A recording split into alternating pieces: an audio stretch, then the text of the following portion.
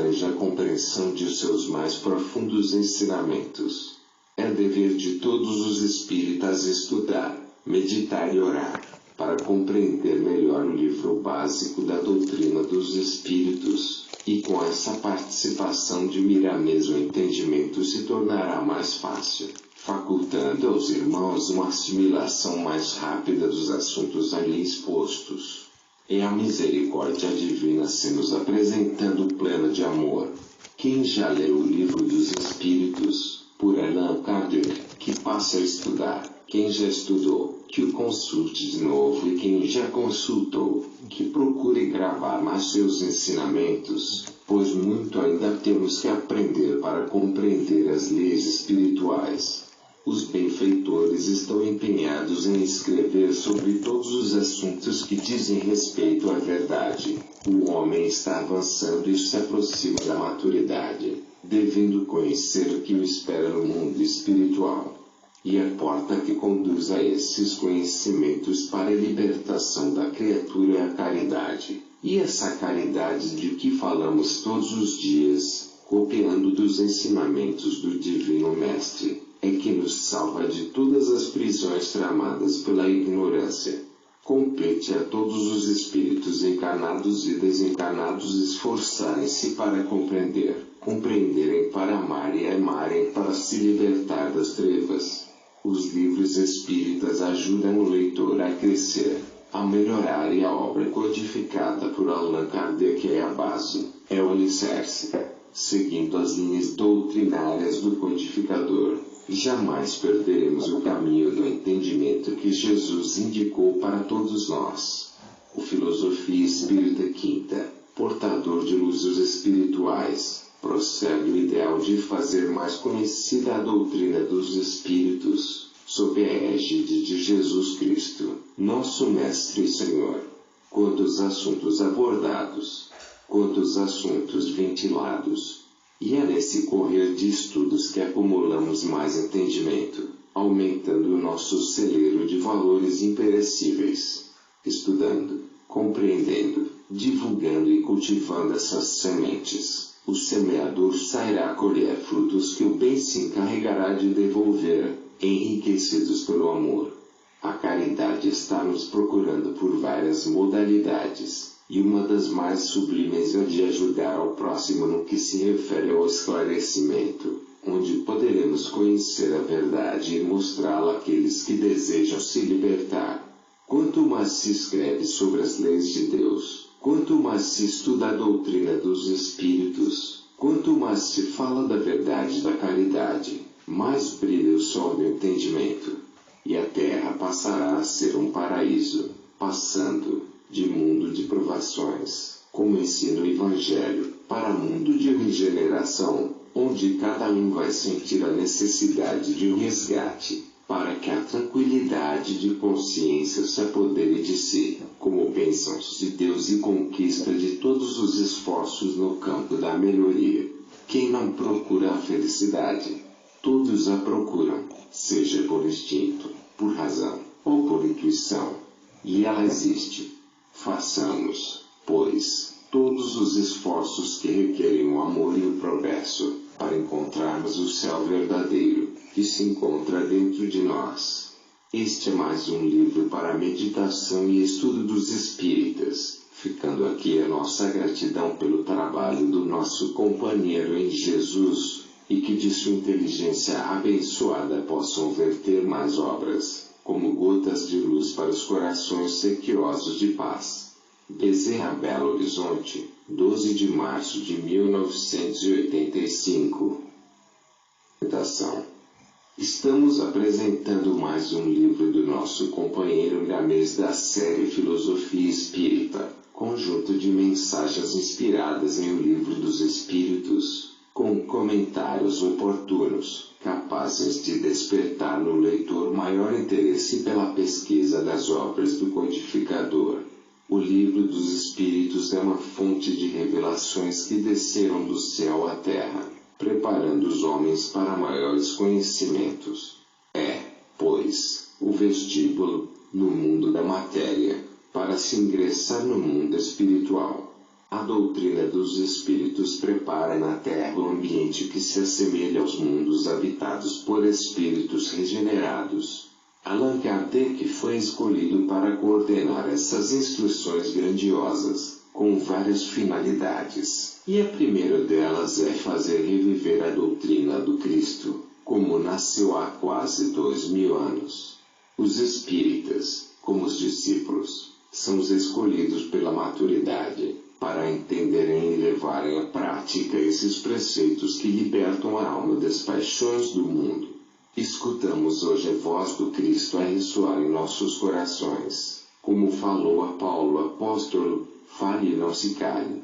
Obedecendo ao Senhor, estamos falando com as nossas possibilidades, encontrando na mediunidade o canal mais acertado para dizer aos homens, mais uma vez, que ninguém morre, que a vida continua em toda parte e para todas as coisas, principalmente para os espíritos. Os livros espíritas, além de trazerem revelações do mundo espiritual, que a todos agradam, consolam e instruem com alta dignidade, mostrando aos homens uma literatura digna de ser apresentada em qualquer lugar, por ser uma luz colocada à vista de todos, como um instrumento de reforma de que se escreve na terra. O futuro irá comprovar esta verdade, e a nossa alegria é muito grande por vermos e, por vezes, participarmos do trabalho empenhado por muitos de boa vontade na face do planeta, em divulgar a feição de Jesus, nesta filosofia simples, mas soberana nos seus fundamentos, onde o amor e a caridade são alicerces de vida, para dar mais vida e mais esperanças às criaturas. O nosso irmão Miramês, nas páginas que escreve, mostra aos companheiros da terra seu amor por eles, sendo que sua maior virtude é não se esquecer de nosso Senhor Jesus Cristo em todos os seus escritos. Voltamos a dizer que essa série de livros sobre a pedra fundamental do Espiritismo são como que elétrons iluminados circulando no núcleo, presos a ele pela força eletrostática divina, pelas bênçãos de Deus e pelo amparo do Cristo. Confiemos que eles cumpram sua missão de despertar nos companheiros, ainda envolvidos na carne, a verdadeira fraternidade. O trigo na seara dos corações já se encontra maduro. Agora, pode-se arrancar o joio, sem prejudicar a lavoura das virtudes celestiais. Espírita, vê as tuas mãos e coloca-as a serviço da caridade, de modo que o coração em Cristo possa orientá-lo, pois do coração de Deus irradia amor em todas as direções. Bezerra, Belo Horizonte, 22 de agosto de 1986. 01. Amor universal. Da reencarnação não se afigura como destruidora dos laços de família. Pelo contrário, ela, como lei que vigora em todos os mundos onde os espíritos reencarnam, alicerça a verdadeira fraternidade, por alimentar o amor universal entre todas as criaturas. Cultivar o amor somente entre os ancestrais, oferecer atenção somente àqueles com os quais convivemos, amar só os nossos familiares. A consciência em Cristo nos diz que reforça o egoísmo e o próprio orgulho, não só dos que nos acompanham como, igualmente, de toda uma raça. A lei da reencarnação é divina por eliminar os limites de onde poderemos viver. Negá-lo é desconhecer Jesus, que nos pede para amar a Deus sobre todas as coisas e ao próximo como a nós mesmos. E acrescentamos, amar a todos e a tudo, pois, se a criação vem de Deus, somos todos irmãos, na graça e misericórdia do Senhor. O princípio das vidas sucessivas nunca destrói os lares, ele os distende ao infinito e se forma na terra uma única família para que tenhamos oportunidade de exercitar o amor. Sem a reencarnação, não há condições de se estender o amor além das fronteiras do lar. Mas, com o tempo, as almas vão crescendo e percebendo que precisam umas das outras, mesmo que se encontrem distantes. Basta ao homem olhar o que come, o que usa e o que não foi feito por suas próprias mãos nem pelos seus familiares e que, por vezes, vieram de fora, de outras nações. Façamos como o ar e as águas, que desconhecem barreiras de estados e nações, levando conforto e alegria onde quer que seja. Imitemos o sol, a sua luz se divide, manifestando saúde e doando vida onde pode alcançar para servir. O conhecimento das vidas múltiplas destrói a importância exagerada que dispensamos aos nossos parentes, porque pode nos levar a nascer em vários lugares, percebendo, por intuição na recordação silenciosa, que a vida é amor, aquele amor que não se transforma em exigências, que não se vende nem se compra, força criadora de harmonia e de paz, trabalhando no soerguimento de todos os caídos, por prazer de servir. A falsa ideia de sangue real é que faz muitos negarem a reencarnação. O apego às heranças é embaraço para se crer que nascemos tantas vezes quantas forem necessárias. Contudo, Deus não nos pediu opinião para fazer as leis que correspondem às nossas necessidades de despertamento espiritual. Quem ainda não deseja entender a lei da reencarnação esteja certo de que o tempo se encarregará dele e a escola das vidas sucessivas ensinará que essa lei, como dogma divino, é para o seu próprio bem, porque nos ajuda a entender e vivenciar o amor universal. Trocamos os muitos corpos na nossa caminhada, para que possamos abolir o karma, corrigindo erros e ampliando nossos conhecimentos sobre a vida que continua em todas as direções do existir. Quem deseja ser livre haverá de conhecer a verdade, assim nos diz nosso Senhor Jesus Cristo. Deus não consulta a vaidade dos homens para formular leis no universo. Repetimos. Quem não pôde ainda conceber a lei da reencarnação, como bênção de Deus em nosso favor, que medite sobre ela, que ore pedindo inspiração. O céu nunca foi pobre de conhecimentos, principalmente no que tange a libertação dos espíritos. Para derrubar o passado, não basta alguns segundos de arrependimento. O arrependimento na reforma eterna, pelo amor e pela caridade, pelo trabalho e pela compreensão. Tudo que possamos ver e sentir, troca de formas periodicamente, porque a vida é movimento, sendo que é a mesma luz divina que move as formas que cada vez mais ascendem para a luz da verdade. Quem nasce, renasce. Esta é a lei.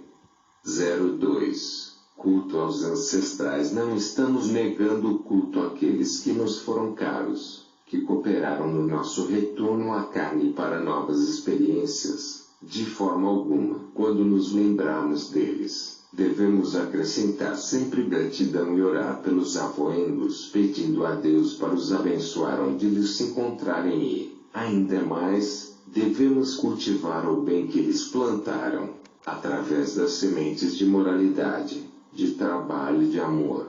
Se nenhuma das ovelhas se perde, no dizer de Jesus, como cultuar somente os nossos antepassados, se todos se fundem em uma só família. Experimentemos, pois, amar a humanidade. A lei de amor nos diz que somos um todo em Deus, que representamos elos da família universal, e que corre em todos os corpos uma energia divina procedente do Todo-Poderoso.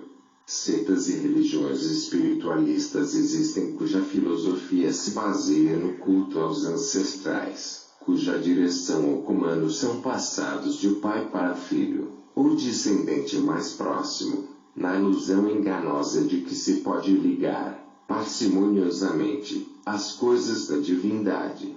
Mas quando ocorre que, na família ancestral, tem havido alguns cujos comportamentos possam envergonhar os descendentes, estes procuram esquecê-los ou apagá-los. Afirma-nos Jesus que são os doentes que precisam de médicos, e não os sãos. Não podemos ignorar que o sangue que corre nas veias de um nobre é o mesmo que viaja no corpo de um plebeu. A lei da reencarnação é um socorro para os espíritos que ainda precisam dela, por fazê-los encontrar os inimigos do passado frente a frente, de modo a aceitarem a reconciliação como a melhor forma de paz. O culto aos ancestrais nunca é ridículo, é um ato de amor e gratidão. Somente o que a lei do amor não aceita é que esse culto fique limitado ao lar onde nasceu, que seja estendido para os outros lares, para outras nações e para o mundo inteiro. Não gosta o homem de visitar, quando pode, países diferentes daquele em que estagia. De lá não traz coisas para a sua alegria e o seu conforto. Por que não abençoar esse povo que não difere da sua própria forma? São nossos irmãos, são também nossos próximos, que Jesus nos pede para amar como sendo os nossos irmãos. O próprio casamento com pessoas de raça diferente contribui para nos unirmos, para libertar o amor familiar, e é por esse processo que passamos a nos ligar com muitas famílias, para que elas se tornem uma só. Jesus disse que nos seus não se casa nem se dá em casamento. O espírito não descende do espírito. Quando um casal desencarna, se encontra livre, e, às vezes, é chamado a ingressar em outra família, no país onde animou um corpo, ou em outro, ele vai encontrar ancestrais de outras famílias, onde deve exercitar o amor e universalizar os seus sentimentos. Não se deve ficar pedindo aos parentes desencarnados para fazerem o que se quer que seja feito na terra, banalidades, às vezes, que envergonham a própria consciência. Se se desconhece o estado deles no plano da vida espiritual, não se deve incomodá-los com as coisas da terra.